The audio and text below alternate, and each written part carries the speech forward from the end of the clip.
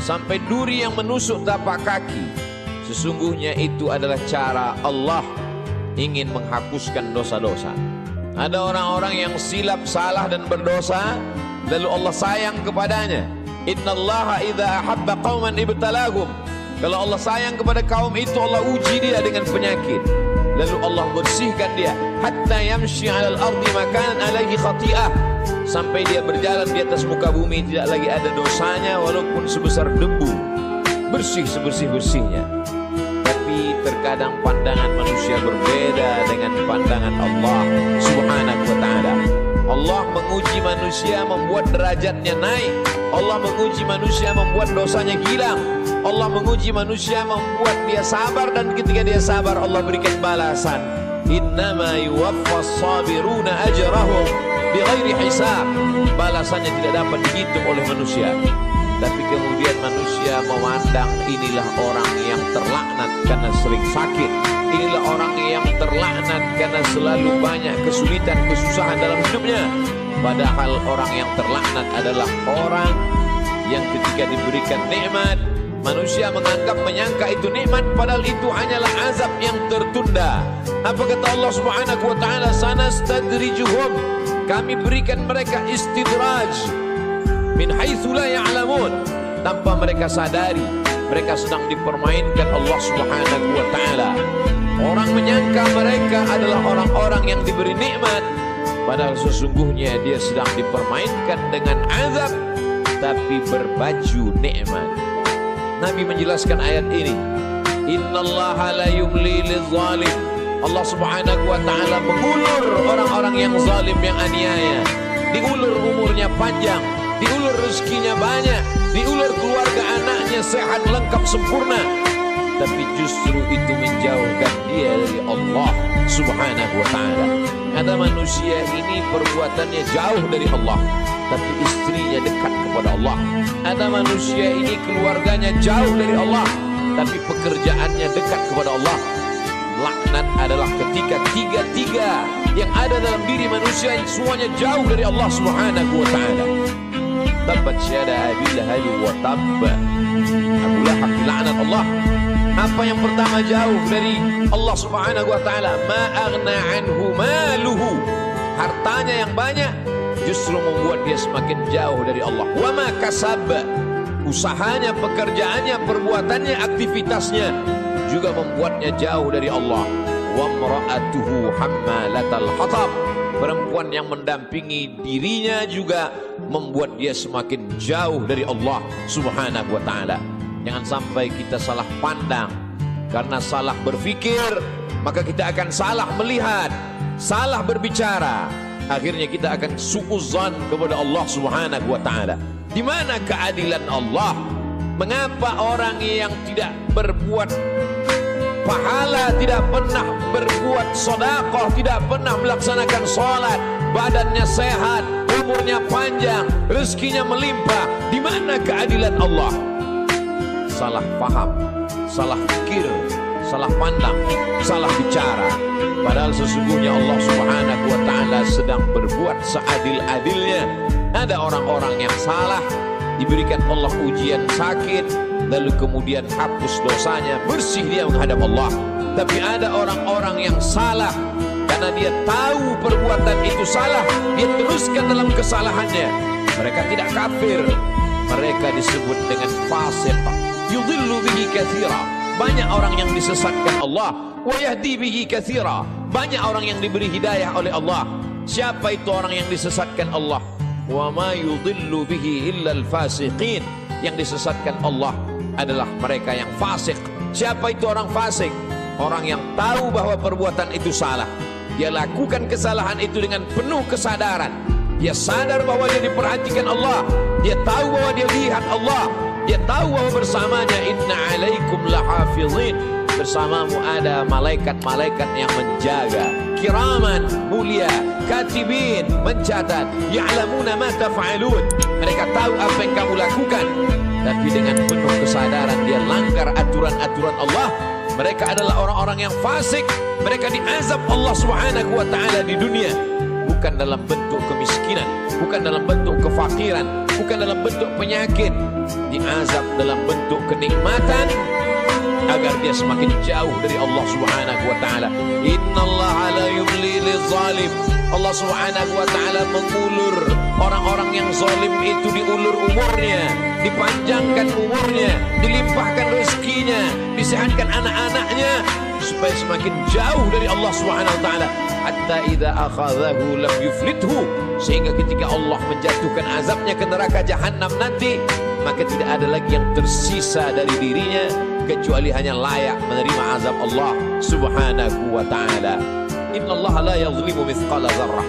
Allah tidak pernah berbuat zalim aniaya walaupun sebesar biji sawi, sebesar ujung rambut, sebesar ujung tombak, sebesar mata kail pancing, sebesar butiran debu, sebesar tapak kaki semut yang hitam di atas batu yang hitam di tengah malam yang kelam. Tidak pernah Allah Subhanahu wa taala zalim dan aniaya. Lalu kenapa manusia itu masuk neraka? Karena perbuatannya sendiri, karena tidak tanduk dan tingkah lakunya. Karena Allah sudah memberikan dia ala fil jasadi mudghah. Ketahuilah di dalam jasadmu itu ada segumpal. Idza salahat salahal jasadu kulluh. Kalau yang dalam hati segumpal daging itu baik, maka baiklah seluruh jasadmu dari ujung rambut sampai ke ujung kaki. Wa idza fasadat, tapi kalau segumpal itu rusak, fasadal jasadu kulluh, maka rusaklah seluruhnya dari ujung kaki sampai ke ujung rambut. Ala wahyal qalb, sesungguhnya yang segumpal itu adalah hati. Wa nafsi wa ma sawwaha, demi jiwa manusia dan penciptaannya. Fa alhamaha fujuraha, Allah berikan jalan fujur, jahat, buruk, hitam, bengkok. Wa taqwaha, Allah berikan jalan yang lurus, baik, saleh. Maka kemudian tinggal manusia memilih. Manusia memilih. Qad aflaha man zakkaha, beruntunglah orang yang mensucikan hatinya, lalu dia memilih jalan yang diberikan Allah Subhanahu wa taala. Wa qad khaba man dassaha, rugi sia-sialah orang yang mengotori jiwanya, lalu dia mengotori dirinya, lalu kemudian dia kembali kepada Allah dengan pakaian dosa. Lalu kemudian dia heran sendiri melihat dirinya di hadapan Allah. Ya Rabb, ma li hadzal kitab, mengapa buku catatan dosa amal perbuatan saya ini la yughadiru saghiratan, semua yang kecil-kecil, wala kabiratan, semua yang besar-besar, illa ahsaha, semua tercatat tertulis dalam buku yang nyata. Allah Subhanahu wa taala berkata padanya saat itu, Iqra, bacalah. Di dunia kita diperintahkan membaca Al-Quran bersama para kiai, guru, abaib, alim ulama. Kita diperintahkan membaca kitab-kitab. Tapi saat itu kita diperintahkan Iqra kitabak, baca buku catatan amalmu. Kafa bi nafsika al-yawma 'alaika hasiba, cukuplah itu sebagai alat untuk menghitung segala perbuatanmu. Tapi saat itu apa daya, apa yang dapat dilakukan manusia? Penyesalan tak lagi bermakna. Saat itu dia hanya dapat mengutuk dirinya. Saat itu wasiqal ladzina taqaw rabbahum, orang-orang yang takut kepada Allah, maka dia akan digiring, dibawa ilal jannati zumara, masuk ke dalam surga berjamaah. Sampai di pintu surga, apa kata malaikat menyapa? Salamun, selamat kamu, tibtum, kamu sudah berbuat baik, fadkhuluha khalidin, masuklah kamu ke dalam surga khalidin, kekal selama-lamanya. Mendapatkan salam dari pejabat, mendapatkan salam dari orang kaya, betapa bangga, betapa terhormatnya. Ini bukan salam dari makhluk. Salamun qaulan min Rabbir Rahim, salam dari Allah Subhanahu wa taala. Jibril pernah menitipkan salam kepada Sayyidatuna Aisyah Ummul Mukminin. Betapa senangnya mendapatkan salam dari makhluk yang tak berdosa, malaikat. Tapi ini salam dari Allah Subhanahu wa ta'ala. Salamun, salam, bersih, suci, tak ada noda dan dosa. Min Rabbir Rahim, dari Allah yang tak ada kotoran. Subhanahu, maha suci, wa ta'ala, maha tinggi dari makhluk. Lalu siapa yang mendapatkan salam dari Allah itu? Yang mendapatkan salam dari Allah juga orang-orang yang hatinya salam. La yanfa'u maluk, hari itu tak ada guna harta, wala banun, tak ada guna anak, illa man atallaha, kecuali orang-orang yang datang menghadap Allah biqalbin salim, dengan hati yang bersih, dengan hati yang suci. tubuh manusia penuh dengan kotoran. Tubuhnya dari daging, dari darah, dari tulang, dari kuku dan bulu, hancur busuk menjadi nanah, nanah menjadi santapan cacing tanah, kotor, bau, hina, rendah. Tapi kemudian dia menjadi mulia karena hatinya yang bersih mengingat Allah Subhanahu wa ta'ala. Aneh, ajaban, manusia itu memang makhluk yang benar-benar aneh, diciptakan dari sesuatu yang kotor, rendah, hina. Lalu kemudian setelah ditiupkan roh ke dalam jasadnya, faqa'u lahu sajidin, semua makhluk-makhluk malaikat bersujud kepadanya. Lalu kemudian Allah Subhanahu wa ta'ala mengujinya. Setelah makhluk bersujud kepadanya, maka iblis menggoda, tergoda dia dengan segala yang apa dia lihat di dunia. Semua yang dia pandang menggoda, semua yang dia dengar juga menggoda hati kecilnya. Tapi ada orang-orang yang diberikan Allah Subhanahu wa ta'ala istiqamah. Alladzina qalu rabbuna Allah, mereka berkata Rabbku Allah, summa istaqamu, setelah itu dia istiqamah, maka Allah berikan balasan. Tatanazzalu alaihimul malaikah, turun kepada mereka malaikat. Apa kata malaikat? Berkata, alla takhafu, jangan kau takut, wala tahzanu, jangan kau sedih. Karena memang penyakit manusia hanya dua saja. Yang pertama takut, yang kedua sedih. Takut terhadap masa depan, sedih terhadap masa lalu, sedih terhadap masa yang sudah lampau. Ada kekhawatiran, ada kecemasan yang berlebih dalam diri manusia untuk melihat masa depan.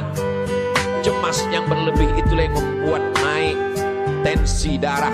Cemas yang terlalu berlebih dari batas normal itulah yang membuat naik jantung, koroner, diabetes dan lain sebagainya. Tapi orang-orang yang istiqamah, dia selalu berada dengan Allah Subhanahu wa ta'ala. Masalah hidup ini besar, tapi dia berharap kepada yang maha besar. Allahu Akbar. Masalah hidup ini hebat, tapi dia mendekat kepada yang maha hebat. Allah Jalla Jalaluh mulia. Tidak ada yang lebih mulia daripada Allah Subhanahu wa ta'ala. Semua yang bersama dengan Allah, maka Allah akan membersamainya. Orang-orang yang diuji itu selalu merasa bersama dengan Allah, maka kemudian Allah membalasnya, innallaha ma'as sabirin, Allah bersama mereka. Ayatnya tidak berkata innas sabirina ma'allah, orang-orang sabar bersama Allah, tapi Allah lebih mendahulukan dirinya. Aku bersama mereka, kata Allah Subhanahu wa ta'ala. Ana inda husni dhanni 'abdi bi, aku menurut prasangka hambaku kepadaku. Idza dzakarani, kalau dia mengingat aku, menyebut aku, fi nafsihi, dalam dirinya sendiri, dzakartuhu fi nafsi, maka aku pun akan menyebut, mengingatnya sendiri, kata Allah Subhanahu wa ta'ala. Wa idza dzakarani fi mala'in, kalau dia mengingat aku, menyebut aku bersama orang-orang yang ramai, bersama makhlukku, kata Allah, dzakartuhu fi mala'in, aku juga akan balas, aku akan sebut namanya, aku akan muliakan dia. Fi mala'in khairum min mala'ihim, di satu kelompok jamaah, di satu kelompok orang makhluk yang lebih mulia daripada mereka. Saat itu makhluk ini dimuliakan Allah Subhanahu wa ta'ala. Majtama'a qaumun fi baitin min buyutillah, sekelompok orang berkumpul di rumah Allah, yatsluna kitab Allah, yang dia baca adalah firman ayat-ayat Allah, wa yatadarasunahu fima bainahum, dia kaji isinya dalam kajian tafsir, dalam kajian fikih, dalam kajian hadis, dalam kajian akhlak, dalam kajian usul fiqh. Nazalat alaihimus sakinah, turun ketenangan ke dalam hati mereka. Hati bukan punya kita. Qalbul mu'min baina asabi'ir rahman, hati orang beriman seperti uang logam yang dipermainkan di jari jemari. Begitulah Allah Subhanahu wa ta'ala kuasa untuk membuat hati yang sempit menjadi lapang, untuk membuat hati yang susah menjadi senang. Semua berada dalam genggaman qudrat iradat kuasa Allah Subhanahu wa ta'ala. Hafat bihimul malaikah, mereka dikelilingi oleh para malaikat. Wa dzakarahumullahu fi man 'indah, dan mereka dibanggakan Allah Subhanahu wa ta'ala kepada para malaikat. Ketika Allah menciptakan manusia, apa kata malaikat? Ataj'alu fiha, untuk apa kau ciptakan mereka ya Allah? Ataj'alu fiha man yufsidu fiha wa yasfiku dima, mereka hanya akan berkelahi, berperang, menghancurkan negeri. Lalu apa kata Allah Subhanahu wa ta'ala menjawab? dengan kata-kata kalimat rahasia, inni a'lamu ma la ta'lamun, aku lebih tahu apa yang kamu tidak tahu. Kata-kata firman Allah terbukti karena dia maha benar. La yatihil batilu min baini yadayhi wala min khalfih, tidak ada kebatilan dari depan, belakang, atas, bawah, kanan dan kiri. Maka Allah tunjukkan ada sekelompok manusia yang ketika kata-kata orang lain kotor, nista, najis, yang keluar dari mulutnya adalah subhanallah, walhamdulillah, wala ilaha illallah, wallahu akbar. Ada sekelompok manusia ketika hati manusia mencaci maki, mengutuk Allah, mengutuk nasib, mengatakan tidak adil takdir Allah. Tapi ada manusia yang ridha menerima ketetapan Allah subhanahu wa ta'ala. Orang-orang yang ridha, orang-orang yang istiqamah, maka Allah balas mereka, alla takhafu, tidak lagi ada rasa takut dalam hatinya, wala tahzanu, maka kosong hatinya dari sedih.